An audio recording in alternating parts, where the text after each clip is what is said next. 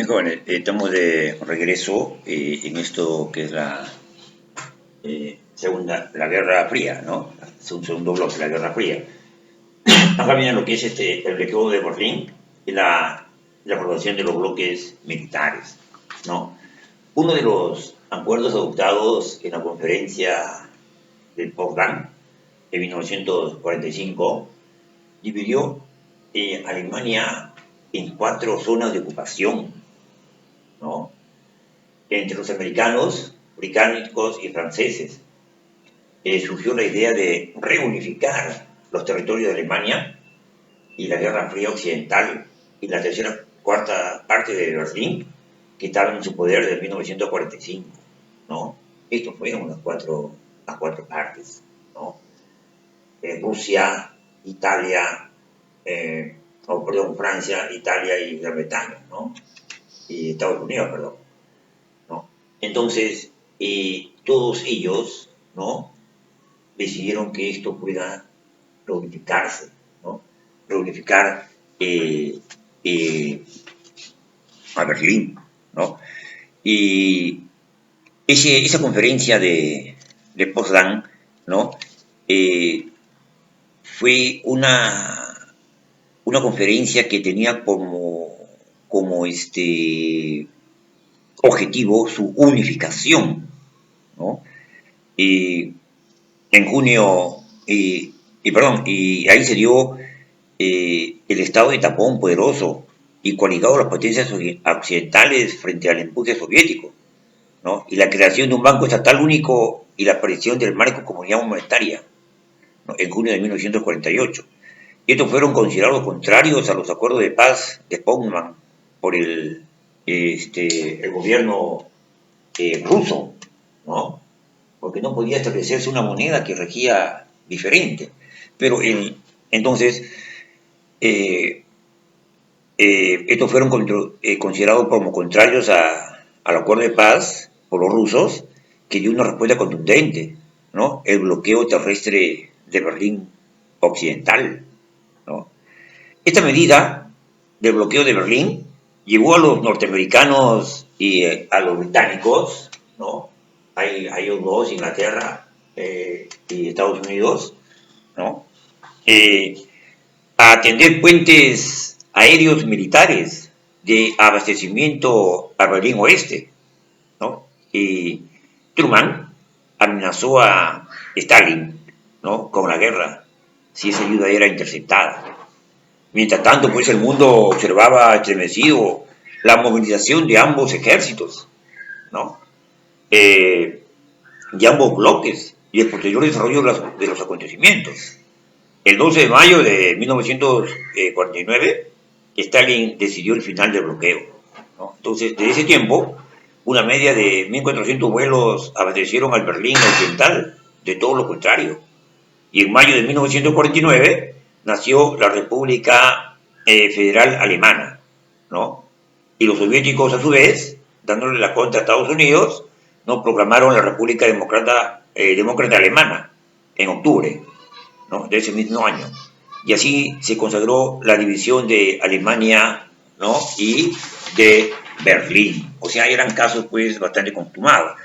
Y al mismo tiempo, donde la línea divisoria pasaba por la puerta de Brandeburgo, y esa línea divisoria se construiría 10 años después de lo que pasó a ser el símbolo de división, ¿no? Ese se conoce como el muro de Berlín. Bien, otro acto que se dio fue la guerra de Corea, ¿no? Desde 1894, Corea se había convertido en una colonia de Japón, ¿no? Y tras la derrota japonesa en 1945 en la Segunda Guerra Mundial, el paralelo 38 dividió la península de Corea en 2 zonas ocupadas por la Unión Soviética, el norte y por los Estados Unidos hacia el sur. Entonces los soviéticos se negaron a la celebración de elecciones libres que se iban para la unificación de Corea, ¿no? Entonces, este acto de Corea también permitió, ¿cómo puedo decir? Una acción irreconciliable entre estos dos ejércitos, ¿no? Que llevó al ejército del norte a la invasión del sur en junio de 1950. Entonces el presidente Truman, el presidente americano, consiguió que el Consejo de Seguridad de las Naciones Unidas condenara la agresión, ¿no?, de los soviéticos y sugería el envío de una fuerza multinacional que actuaría bajo la bandera de este organismo. Pero esa presencia no fue posible al no estar presente la Unión Soviética, que es una de las grandes potencias y con derecho a voto en el Consejo, ¿no? Pero acá pasaba también algo importante. La intervención del Ejército Popular Chino hizo retroceder también a los norteamericanos, porque MacArthur propuso al presidente americano Truman que el bombardeo atómico de enclaves estratégicos de Manchuria, en la China, ¿no? Y entonces, por esa acción, el general MacArthur fue destituido y el conflicto de la guerra había de mantenerlo dentro de una guerra localizada, ¿no? Y finalmente se llegó a un acuerdo gracias al miedo de ambas partes. Las negociaciones de paz comenzaron en 1951 y se firmó un armisticio en 1953, ¿no? Bien, luego vamos a dar paso a lo que es la coexistencia pacífica, ¿no? La coexistencia pacífica y la nueva crisis de 1953, ¿no? A 1980, ¿no? En 1953 se incrementó los arsenales nucleares tanto de los soviéticos, ¿no? En ese tiempo se llamaba Unión de Repúblicas Socialistas Soviéticas, y los norteamericanos, ¿no? Y la aparición de las primeras bombas de hidrógeno, ¿no?, aumentaron el peligro de una conflagración a nivel mundial, ¿no? La rivalidad entre estos dos bloques era pues ya marcada, ¿no?, entre Estados Unidos y Rusia. Y bueno, esos dos bloques que permiten pues afirmar su potencia, ¿no? Los soviéticos en el continente y en América los Estados Unidos, ¿no? Entonces, dentro de esta amenaza de conflagración mundial, esta amenaza junto al desenlace de la guerra de Corea hizo que las dos superpotencias iniciaran un proceso de tensión ante el convencimiento de que una guerra directa no traería ni vencedores ni vencidos, ¿no? Acá iba a haber, pues, ¿qué le digo? Una matanza a nivel mundial, ¿no? Entonces, se producen relevos en las direcciones políticas de Estados Unidos y Rusia. En 1954, Truman es sucedido por Eisenhower, ¿no? Y en 1953 muere Stalin, y que fue sucedido por Khrushchev. Y estos nuevos presidentes reducen la tensión e imponen una política de entendimiento, ¿no? Y pretenden pues arreglar los problemas internacionales por métodos pacíficos, ¿no? Esos métodos pacíficos de Eisenhower permitió la respuesta inmediata de Truman, ¿no?, por la creación de instalaciones militares. En 1960, cuando estaba John F. Kennedy, un hombre joven y liberal, reforzó la política de pactos y entendimientos con Khrushchev. Y en enero de 1963 empezó a funcionar entre la Casa Blanca y el Kremlin el llamado teléfono rojo. Y después vería el primer tratado de limitación de armas nucleares. En 1963 Kennedy fue asesinado y al año siguiente Khrushchev era destituido, ¿no? Los nuevos dirigentes, Brennan y los sucesores de Kennedy, el demócrata Johnson y los republicanos Nixon y Ford, lo subieron con esa campaña de coexistencia pacífica, ¿no?, ahora llamada de distensión.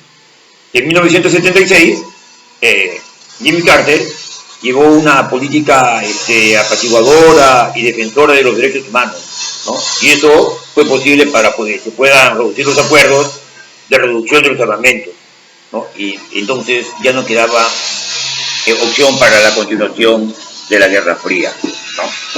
Luego viene la crisis de Suez, ¿no? En la crisis de Suez el presidente de Egipto, el coronel Nasser, se había convertido pues en el líder del grupo de los países no alineados, ¿no? Desde una postura neutral ante todos los dos bloques, Egipto se había acercado a Estados Unidos en busca de que una ayuda económica para la construcción de una presa de Usán. Y eso de alguna u otra manera, Nasser no transigió. Estados Unidos le negó la ayuda, ¿no?, financiera, pero buscó el apoyo de la Unión Soviética. Además, Nasser decretó la nacionalización del canal de Suez, que era explotado por una compañía de capital mayoritario franco-británico, ¿no? Los países occidentales protestaron y la Unión Soviética apoyó la iniciativa de Nasser. Y esto pues se complicó con la intervención de Israel, ¿no? Porque Israel se sentía pues amenazado por el panirlanismo de Nasser, y era predecible por la inminente llegada de armamento soviético, ¿no?, y por la nacionalización del canal, ¿no? Luego viene la crisis húngara, ¿no? La crisis húngara, ahí estaba Khrushchev con su declaración sobre los distintos caminos hacia el socialismo en el 20º Congreso de Pecus, ¿no? Entonces habría la posibilidad de un comunismo más humanizado.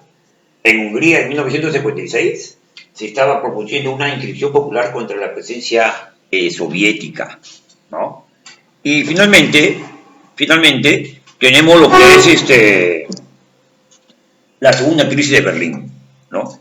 La segunda crisis de Berlín, de 1951 a 1958, la República Democrática Alemana había sufrido una verdadera hemorragia demográfica, con más de 2 millones de alemanes orientales habían huido hacia la República Federal, ¿no? Entonces, la diferencia de nivel de vida y la libertad provocaban este éxodo de población, ¿no? Esa fue la segunda crisis de Berlín, se inició en 1990, ¿no? 1958. Y luego tenemos lo que es la crisis de los misiles cubanos, ¿no? Esta crisis de misiles cubanos se dio cuando Fidel Castro tomó el poder en 1959, en la llamada Revolución Cubana, ¿no? Después de una guerra de guerrilla contra el dictador Batista, Castro asumió el poder. Y este gobierno revolucionario llevó a cabo un programa de nacionalizaciones que predicaba el capitalismo americano. Y Estados Unidos dictó acabar con el nuevo estilo nacionalista de Cuba. Y luego se viene lo que es la guerra de Vietnam, ¿no? Es en 1954, cuando los franceses se retiran de Indochina, después de una guerra en que las fuerzas fueron derrotadas por el Viet Minh, ¿no? Y en los acuerdos de Ginebra de 1954 surgieron 4 estados: Laos, Camboya, Vietnam, divididos por los paralelos 17 en 2 entradas, ¿no? Rebote en 2 entradas. Y finalmente viene lo que es el rebrote, ¿no?, y el final de la Guerra Fría, ¿no? Este rebrote de final se dio a mediados de los 70 y se dieron los acuerdos de control de armamentos, ¿no?, a lo que contribuía a disminuir la tensión entre las dos potencias.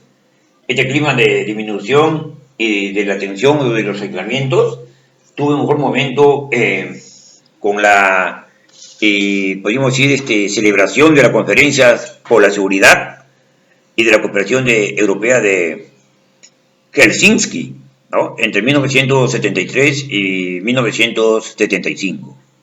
Ahí más de 30 países capitalistas y comunistas, más Estados Unidos y Rusia, no se hablaron de misiles, sino también de derechos humanos, de cooperación internacional.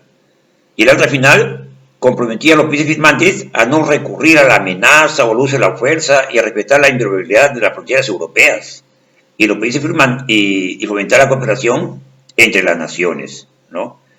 Eso hizo pues que la Unión Soviética y Estados Unidos, ¿no?, hagan la paz y mantengan pues una política de amistad y cooperancia. Bien, jóvenes, eso ha sido todo por hoy. Muchas gracias. Permiso, buenas tardes.